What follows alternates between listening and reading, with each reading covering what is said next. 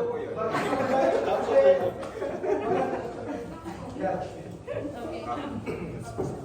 good afternoon everyone. We are gathered here today to conduct our operational period briefing for Batingaw Festival for operational period 17 September 2012 0700 to 18 September 2012 0700. So first, please pakipatay po ang ating mga communication devices para po maiwasan natin ang pag-antala ng ating meeting. At para po simulan ng meeting na ito, ay ipipresent po natin ang ating incident objectives para po sa ating event. Unang-una po ay to ensure the safety and security of general public, responders, VIP, foreign delegates, and performers during the operational period. Pangalawa po is to activate checkpoints, emergency lanes, and traffic flow within the operational period. Pangatlo, conduct immediate response to any untoward incidents within 5 minutes. And lastly po is to execute evacuation plan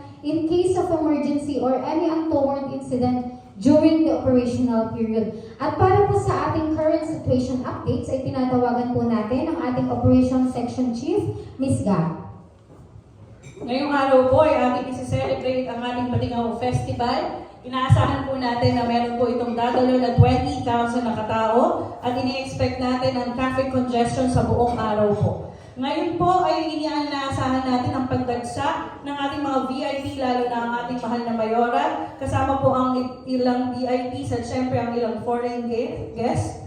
And magsisimula po ang ating activity ng alas 10 ng umaga or 10:00. Tayo po ay magtitipon-tipon sa Plaza Civil. Nakikita niyo po dito sa mapa natin na meron po tayo mga nakaset up. Andito po ang ating fireworks display area. Meron din po tayong concert stage. We have also food and beverage area. Andito din po ang speaker natin. And of course, ang ating carnival at ang ating parking. Nag-set up din po tayo ng 2 checkpoint, isang entrance, isang exit. Pinapaalam din po natin na isa lamang po ang ating traffic flow or one-way lamang po. Nagsara na din po tayo ng mga roads sa ilang kalsada natin dito sa ating bayan. Paki-ensure na lang po na lahat po ay sumusunod sa kanilang naka-assign na lugar. Also, inaasahan din natin na mayroong pwedeng mangyaring mga hazard and threats kagaya po ng pagprotesta ng ating mga ka-oposisyon. Stampede, food poisoning, terrorist attacks such as bombing, active shooting or assassination, natural hazards such as earthquakes, and fire outbreaks. Para naman po sa ating ulan panahon, inaasahan po natin ang fair weather with a temperature of 31 degrees Celsius, 60% humidity, and 20 kilometers per hour wind speed. At para po sa ating operational assignment, muli tinatawagan po natin ang ating Operations Section Chief. Para po sa ating operational assignment, you may refer to your ICS Form 204. Pero para po sa kalaman ng lahat, meron po tayong 3 grupong binuo. Ang unang grupo ay ang security group, headed by Antonio Luna. Pangalawa pong grupo ay ang traffic management group ni Jack Cullen. At response medical group, nakasama po si Mr. Ray Piñoco. Ang ating pong area assignment para po sa Security Group Task Force 1, kayo po ay magkakandak ng roving outside the festival area. Dito po. At siguraduhin nyo din po na nakabantay sa outside vicinity po ng ating Plaza Civil.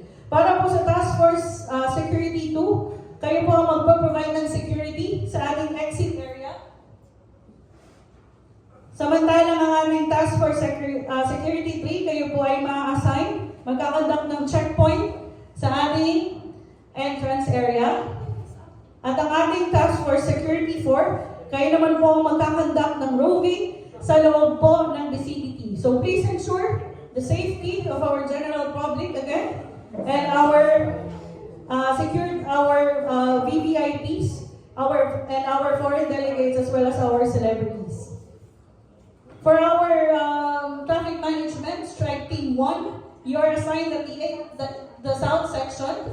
Strike Team 2, traffic management, you are assigned at the east area. And Strike Team 3, you are assigned at the north area. So ensure the traffic flow is always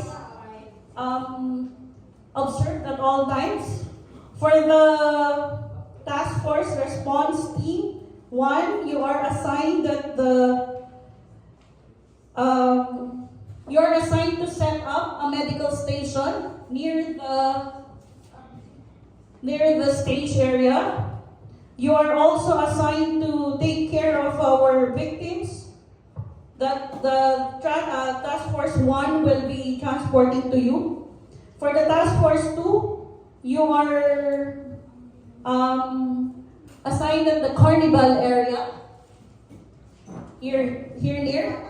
So please make sure that all your posts are manned at all times. For the task force 3 of the response team, you are located near the food and beverage area. We will also set up a medical station there. So you are in charge of that one. And for the task force response 4, you are tasked to post the carnival area. So always ensure that all your posts are manned and do not leave your post unmanned. Okay.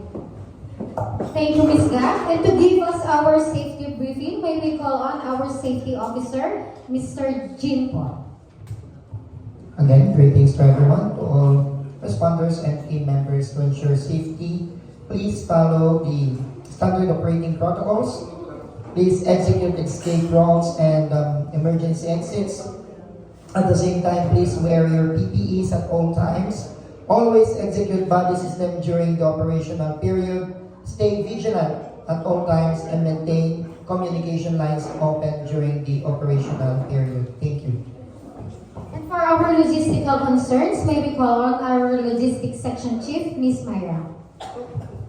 Para po sa mga resources na kailangan natin sa operasyon na ito, nakahanda na po ang lahat. Para naman po sa komunikasyon, ang IMT po ay naka-assign sa Channel 1. Ang security group naman po ay para sa Channel 2. Ang traffic management group ay sa Channel 3. At ang response medical evacuation group ay sa Channel 4. Nagtayo na rin po kami ng medical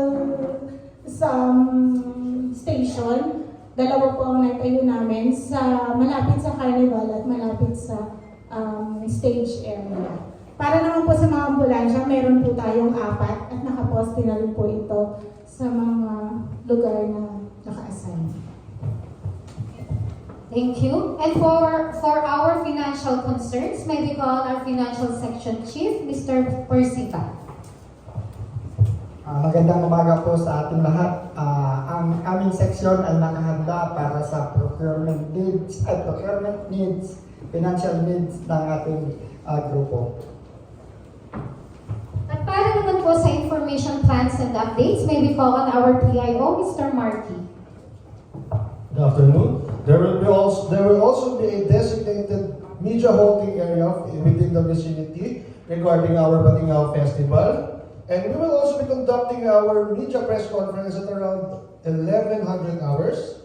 And I may also advise everyone to please refrain from indulging information to any other unless approved by the incident commander. Thank you. And for our cooperating agencies, may we call on our liaison officer, Ms. Kelly.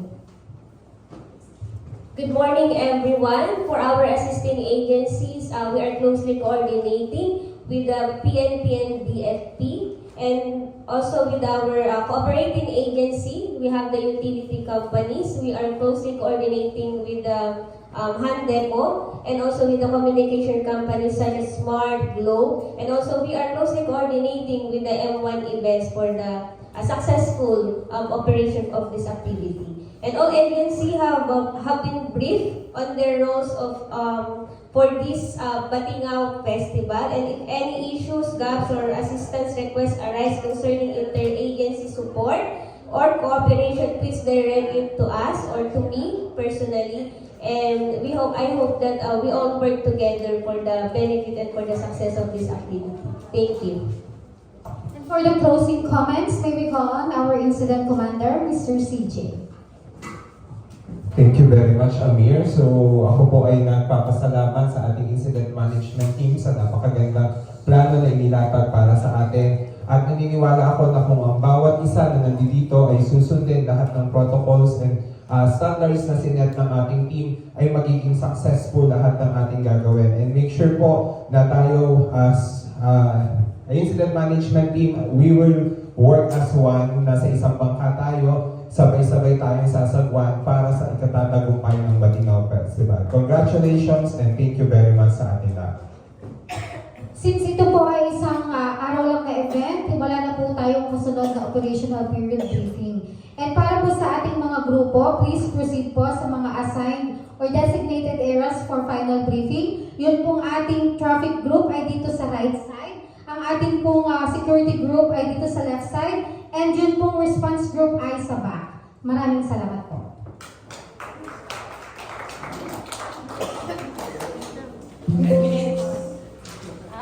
Ten minutes and something lang.